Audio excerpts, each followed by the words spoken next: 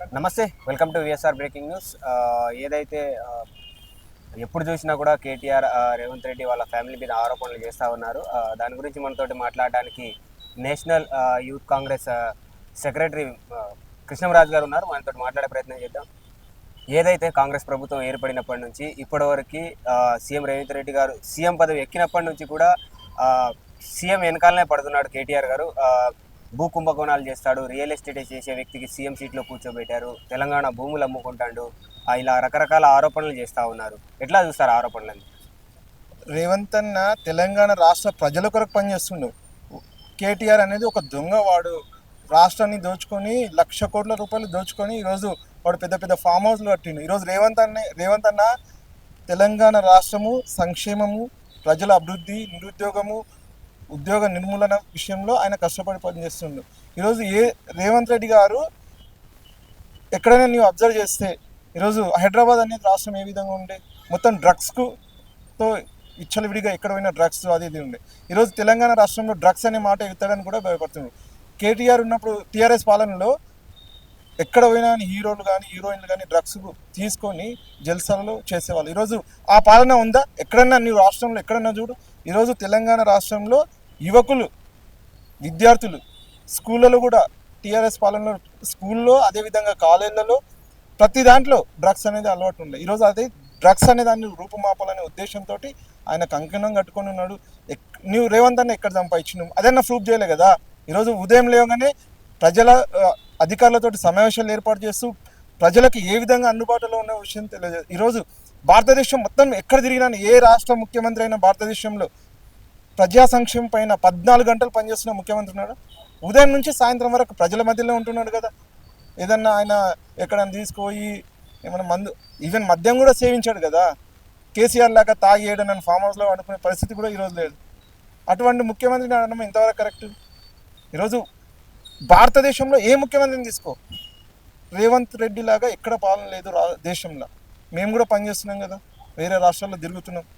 ఎక్కడ ఉదయం నుంచి సాయంత్రం వరకు ప్రజా సమస్యలపైన ఆయన సమీక్ష ఏర్పాటు చేస్తూ, ఇంకా వాడు తెలంగాణ రాష్ట్రాన్ని ముంచి అప్పుల పాలు చేసి ఈరోజు మొత్తం వచ్చే ఏదైతే తెలంగాణ రాష్ట్రంలో ఏదైతే రాబడి వస్తుందో ఆ రాబడిని మొత్తం అప్పు రూపంలో కట్టడానికి చేసిపోయింది.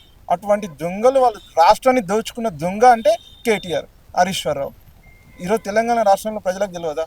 ఏదో కావాలని ప్రజలను మభ్యపెట్టాలని ఏదో మాట్లాడితే ఇది కరెక్ట్ కాదని మేము చెప్తున్నాం. అరే కేటీఆర్ ఇంకోసారి రేవంత్ అన్న గురించి ఏదైనా మాట్లాడితే కొడక నీకు తెలంగాణ రాష్ట్రంలో పుట్టగతులు ఉన్నావని చెప్తున్నాం. ఎందుకంటే వంది అసలు తెలంగాణనే కాదు, ఏడ చెప్పాలి. వాడు ఎక్కడి నుంచి, బీహార్ రాష్ట్రం నుంచి వచ్చినోడు ఇక్కడ బతకడానికి. వాడు కానీ మన అయ్య కానీ మన తెలంగాణనా, మన ఇక్కడ ఉందా?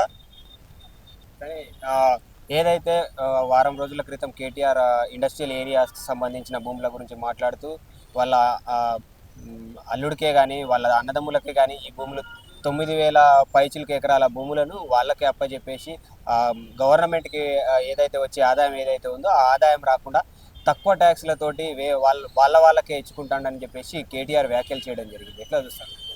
అసలు తెలంగాణ రాష్ట్రంలో ఏదైతే ఇండస్ట్రీస్ పాలసీ తీసుకొచ్చిందో చాలా అంటే ఇక్కడ ఉన్న తెలంగాణ రాష్ట్రం నుంచి ఇంతకుముందు గతంలో మహారాష్ట్ర కానీ ఇంకా వేరే రాష్ట్రాలకు వెళ్ళి అక్కడ పనిచేసుకొని బతికేవాళ్ళు.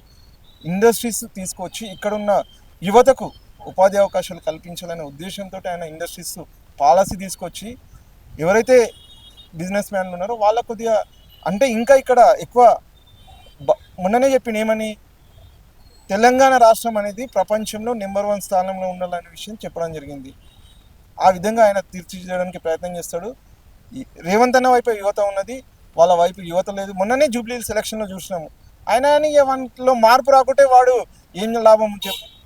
మొన్న జూబ్లీ సెలక్షన్లో చూసిండు, వాడు పెద్ద దొంగ, మోసకారి. వాస్తవంగా మాట్లాడదాం బ్రదర్, నిజంగా కేటీఆర్ దోచుకున్నాడా లేదా? మళ్ళీ యూనివర్సిటీకి కూడా, ఒక ఉస్మానియా యూనివర్సిటీకి కూడా వానికి పోయే ధైర్యం లేకుండా కేటీఆర్కు. మన ఏదైతే కొన్ని రోజులుగా కవిత ఏదైతే చేస్తుందో బీఆర్ఎస్ వాళ్ళ మీద వ్యాఖ్యలు, దానికి సంబంధించి ఏమంటారు మీరు? బీఆర్ఎస్లను కవిత ఎప్పుడైతే ఎమ్మెల్సీ పదవిని రాజీనామా చేసి బీఆర్ఎస్ సభ్యత్వాన్ని రాజీనామా చేసి బయటకు వచ్చిన తర్వాత తిరిగి బీఆర్ఎస్ వాళ్ళ మీదనే ఆరోపణలు చేస్తూ ఉంది. వాళ్ళు కాళేశ్వరం కట్టింది కమిషన్ల కోసం అని చెప్పేసి ఇలా రకరకాల వ్యాఖ్యలు చేస్తూ ఉంది. ఎట్లా చూస్తారు ఆ వ్యాఖ్యలను? నిజమే చెప్తుంది కదా, ఎందుకంటే ఇప్పుడు కాళేశ్వరము కమిషన్ వచ్చింది కేసీఆర్ కానీ వాస్తవాలే చెప్తుంది కదా. ఇప్పుడు ఆహా ఆ విధంగా కాకుండా ఆమె చెప్పాల్సిన అవసరం లేదు కదా. ఇప్పుడు పదవి కోల్పోయిందని కాదు, వాళ్ళు ఏ విధంగా ఈరోజు 1,00,000 కోట్లు సంపాదించిందనే చెప్తున్నది ఆమె, నిజంగా మాట్లాడుతుంది. మరి అంటే ఇప్పుడు ఏదైతే కేటీఆర్ చేసిన వ్యాఖ్యలు అంటే రేవంత్ గారి మీద చేసిన వ్యాఖ్యలు అవి నిజమే అంటారా, లేదంటే అవి కావాలని కేటీఆర్ గారు వ్యాఖ్యలు చేస్తున్నారా? వాస్తవం మాట్లాడుతున్నా బ్రదర్. ఈరోజు తెలంగాణ రాష్ట్రంలోని విద్యార్థులు కానీ, కాలేజ్కి వెళ్ళే యువకులు కానీ, ఇంజనీరింగ్ విద్యార్థులు కానీ, ఎంబీబీఎస్ చదివే విద్యార్థులు కానీ ప్రతి ఒక్కరూ తెలంగాణ రాష్ట్రంలో డ్రగ్స్కు అలవాటు పడవద్దు, ఒక మంచి కుటుంబం ఉండాలి, తెలంగాణ రాష్ట్రంలో విద్యార్థులు కానీ తల్లిదండ్రులు కానీ ఒక మంచి కుటుంబంలో ఉండాలనే ఉద్దేశంతో మొట్టమొదటిసారిగా డ్రగ్స్ పైన పోరాటం చేసింది మన తెలంగాణ రాష్ట్ర ముఖ్యమంత్రి రేవంత్ అన్న గారే. 100% తెలంగాణ రాష్ట్రం సుభిక్షంగా ఉండాలని అన్న ఆలోచన ఉంది. ఖచ్చితంగా అన్న ఆలోచన విధానాలను అమలు చేస్తాడు. మళ్ళీ వచ్చే గవర్నమెంట్ కూడా మాదే, వాడు ఏదో మాట్లాడుతున్నాడు కానీ ఈరోజు తెలంగాణ రాష్ట్రంలో నేను ముఖ్యంగా మాట్లాడుతున్నా. ఈరోజు ఒక ఎస్సీలకు కానీ ఎస్టీలకు కానీ అనేక అవకాశాలు కల్పిస్తున్నారు రాజకీయంగా కానీ. ఈరోజు తెలంగాణ రాష్ట్రంలో దళితులకు సామాజికంగా వెనుకబడిన కులాలను ఈరోజు అవకాశాలు కల్పిస్తూ, మొన్న అందశ్రీ గారు మన చనిపోతే ఆయన పాడి మోసిండు. ఈరోజు ఎవరైనా ముఖ్యమంత్రి చేసిండా? వాని అయ్యా ఉంటే మోస్తుండేనా? వాని అయ్యా తాగి ఫామ్ హౌస్లో వండుకుంటున్నాయి. మళ్ళీ అంటే ఇప్పుడు కొంతమంది మహాత్ములు ఉంటారు, వాళ్ళని మహాత్ములే అంటారు బ్రదర్. వాళ్ళలాగా ఫామ్ హౌస్లో వండుకొని ఆ విధంగా పరిపాలిస్తే బాగుంటుందా? Subscribe us and press the bell icon for more interesting updates.